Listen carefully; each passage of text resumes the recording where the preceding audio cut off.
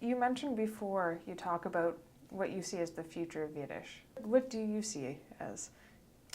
I've been asked that by my audience, people in my audience, and sometimes I answer it with, I start with a song, and the song is "Was gewesen is gewesen und nicht ta," and it means what was is not.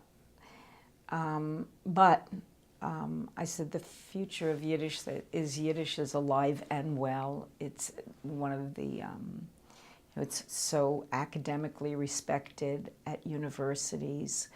It's the real window to the history and the culture of a Jewish people, and it's only through Yiddish that you're going to know exactly what the Jews felt like, how they interacted with their children, how they interacted with their neighbors, how they earned a living. It's through understanding and knowing the language.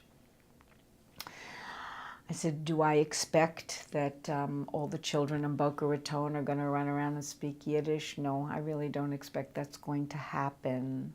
But I do believe that the language will outwit history, and that it will just be different. There is a difference, and different is okay. I think if Yiddish has survived thus far, it tells a story of a survival of a people. I mean, Hitler, certainly killed 6 million. Russia wasn't too kind to Yiddish. All the Yiddish books were burned in Russia. Israel wasn't kind to Yiddish when the survivors came to Israel. And assimilation hasn't been so kind either. But yet, Yiddish has survived. It just sometimes goes through some growing pains.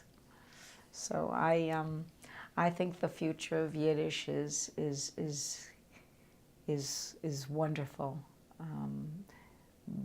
But we need to accept that it is wonderful and different. And if we don't, then we won't be happy.